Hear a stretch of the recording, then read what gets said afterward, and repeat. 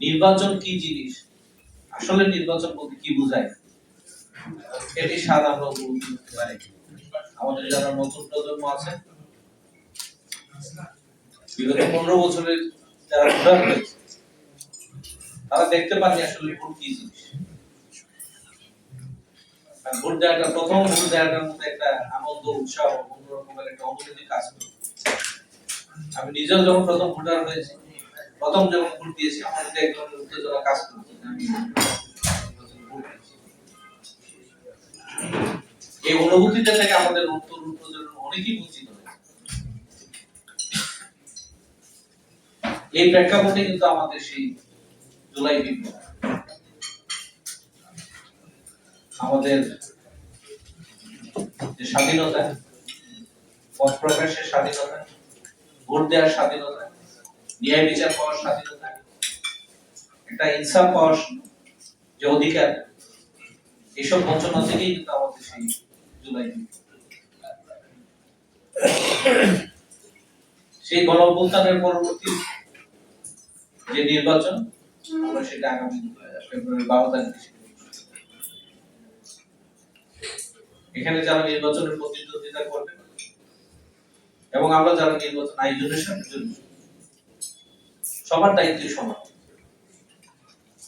আমি মনে করি এটা একপাক্ষিক বিষয় না, শুধু সরকারি প্রশাসন যন্ত্র খুব ভালোভাবে নিরপেক্ষ থেকে একটা নির্বাচনের আয়োজন করছে, যাদের জন্য আয়োজন, তারাও যদি একইভাবে আমাদের সাথে সহযোগিতা না করে, তাহলে কিন্তু আমরা একটা কাঙ্ক্ষিত যে আমাদের লক্ষ্য, গ্রহণযোগ্য, সবার কাছে আনন্দ নিয়ে ভোট কেন্দ্রে উপস্থিত হওয়া, সারা বিশ্বের কাছে এটা গ্রহণযোগ্য হওয়া, এটা কিন্তু সম্ভব। এবছরে ভোটের আরেকটা বিশেষত্ব হলো যে আমরা একসাথে দুইটি ভোট করছি।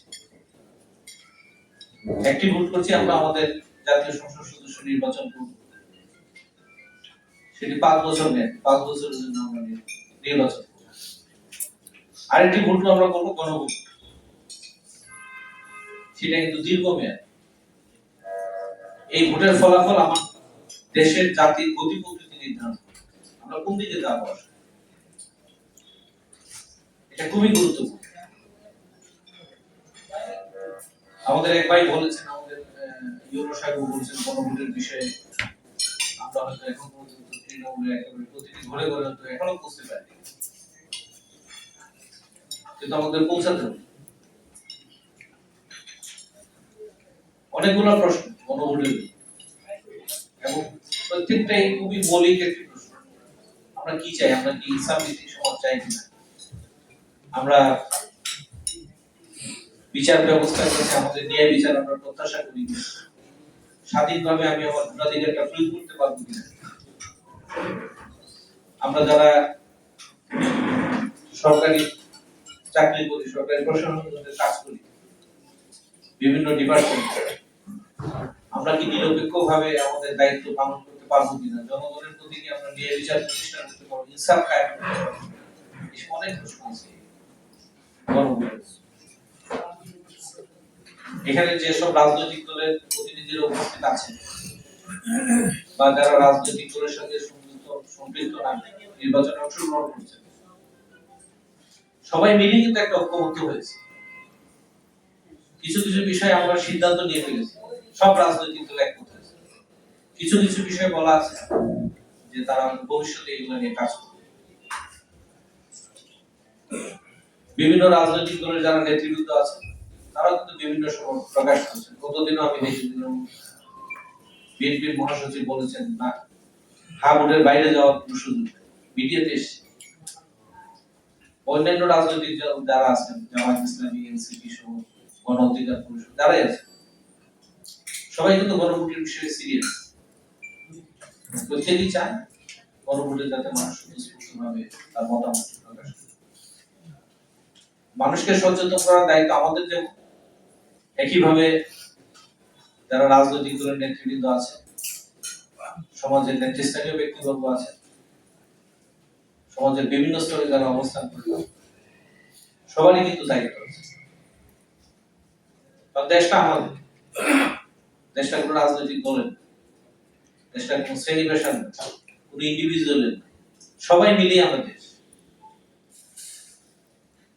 তো এই একটা প্রশ্নে কিন্তু আমরা এক, আমাদের দেশটা করতে হবে সুন্দরভাবে করতে হবে।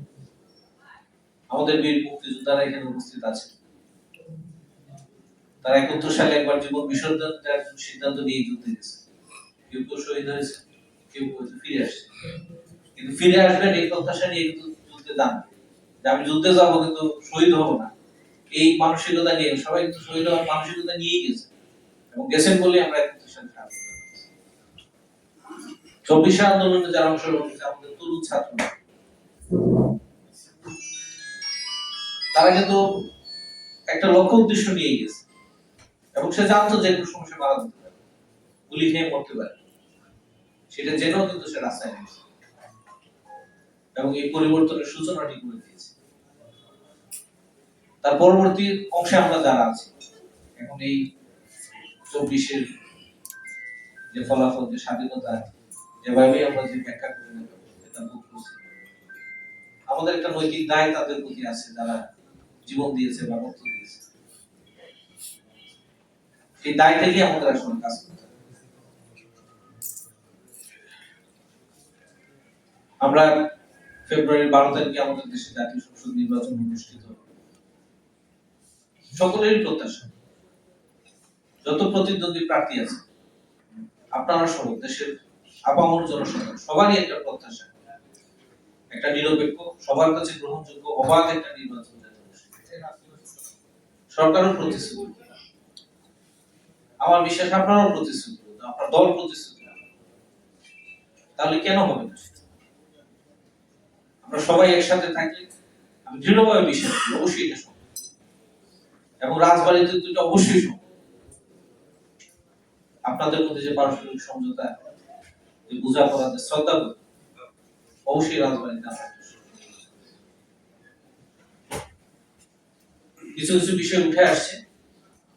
আমি মনে করি যে আপনারা যারা আছেন আমরা সবাই দায়িত্বশীল আছি। আপনাদের যে প্রতীক বরাদ্দের আগে পর্যন্ত আপনার নির্বাচনী প্রচারণা শুরু হবে, এটা আপনারা সবাই জানেন। আর খুব বেশি দিন বাকি নেই, আজকে থেকে ৫-৭ দিন পরেই আমরা প্রতীক বরাদ্দ, তারপরে থেকে আপনারা আপনাদের প্রচারণা আপনারা যেভাবে চান, আমাদের যে আচরণবিধি, যে গাইডলাইন আছে তার ভিতরে আপনারা করতে পারেন। সুতরাং এই ২-৪ দিনের জন্য আমরা কেন বিতর্ক তৈরি করতে, এতে বেশি লাভ হবে তাই বিভিন্ন জায়গায় আসছে, কিছু কিছু বিষয় আসছে, যে মসজিদের কথা বলা, মসজিদ তো সবাই জানে, সব দলের লোকই জানে। আমার বিশ্বাস যে কোনো এক দলের লোক মসজিদে জানে এমন না, সব দলের লোকজনই জান, সবাই আপনারা শুনেন। যদি কখনো এটা ব্যত্যয় পরিলক্ষিত হয় আপনারা কথা বলবেন যে এটা তো এই কাজের জায়গা না, আমরা যে কাজের জন্য আসছি আমরা এটাই করব। এবং আমার মনে হয় না যে কোনো দল এটাকে সমর্থন করবে যে আচরণবিধি ভঙ্গ করে কেউ প্রচারণা করবে। আমি ঢাকা বিভাগীয় কমিশনার হিসেবে আপনারা জানেন ঢাকা মেট্রোপলিটন 25টি আসন, 15টি আসন আছে, 13টি রিটার্নিং অফিসার আছে, এবং আমার যে 13টি আসন আছে বা ঢাকা মহানগরের যে আসনগুলো আছে, বাংলাদেশের বড় বড় রাজনৈতিক দলের প্রধানরা প্রায় সবাই বিএনপির চেয়ারম্যান উনি ঢাকা 17 থেকে নির্বাচন করবেন, জামাত ইসলামের আমি ঢাকা 15 থেকে নির্বাচন করবেন, এনসিপি নাহিদ ইসলাম সাহেব ঢাকা 9 থেকে নির্বাচন করবেন, এছাড়াও আরো অনেক ইভেন্ট মাহমুদুর রহমান মান্না সাহেব করবেন, আমাদের একজন স্বতন্ত্র প্রার্থী সোশ্যাল মিডিয়ায় খুবই আলোচিত তাসলিম যারা, উনিও করবেন। কাজে অনেক হেভিওয়েট প্রার্থী এখানে আছে। আমি আশাবাদী যে এখনো ওইখানে এমন কোনো আমরা সম্মুখীন হইনি। প্রার্থীরা যারা আছে তারা সবাই দায়িত্বশীল আচরণ করছেন। কেন্দ্রীয় পর্যায়ে যারা জাতীয় নেতৃবৃন্দ তারা যদি দায়িত্বশীল আচরণ করতে পারেন, আমি মনে করি আপনারা যারা তাদের অনুসারী আছেন আপনাদেরও দায়িত্বশীল তাদেরকে অনুসরণ। যেসব আচরণ বিধির কথা এখানে বলা হয়েছে আপনারা ইতিমধ্যে আসলে এগুলো জানেন।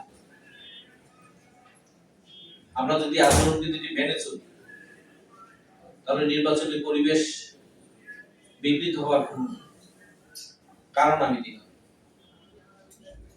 প্রত্যেকটা জিনিস কিন্তু একদম সুস্পষ্ট গাইডলাইন দেওয়া আছে যে আপনি কিভাবে আপনার নির্বাচনের সময় কাজটি করবেন। আইন শৃঙ্খলা বিষয়ে বেশ কিছু বিষয় আসছে।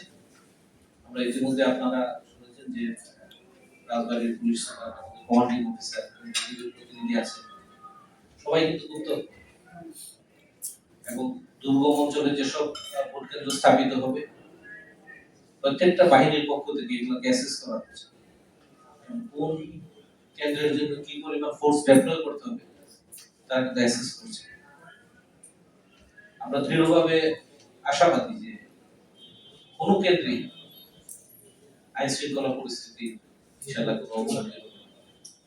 তদুপরি আমাদের আরো কিছু ব্যবস্থা আছে, সিসিটিভি ক্যামেরার বিষয়টি আসছে, অতীতে এটা ছিল না। নির্বাচন কেন্দ্রগুলোতে সিসিটিভি ক্যামেরার আওতায় নিয়ে আসা। আমরা সর্বোচ্চ পর্যায়ে চেষ্টা করছি যেগুলো ঝুঁকিপূর্ণ কেন্দ্র আছে, যেটাকে আমরা এখন অতি গুরুত্বপূর্ণ বলি, এগুলোকে সিসিটিভি ক্যামেরার আওতায় আনা। প্রত্যেকটা কেন্দ্রে পুলিশের যিনি সিনিয়র থাকবেন বডি ক্যামেরার ব্যবস্থা করবেন, ওনার শরীরে একটা ক্যামেরা ব্যবহার করবেন, তাৎক্ষণিকভাবে ওই ক্যামেরার মাধ্যমে মনিটর করতে পারবেন। যারা আনসার সদস্য ডেপ্লয় হবে তাদেরকে একটা অ্যাকসেস ট্রেনিং দেওয়া হচ্ছে।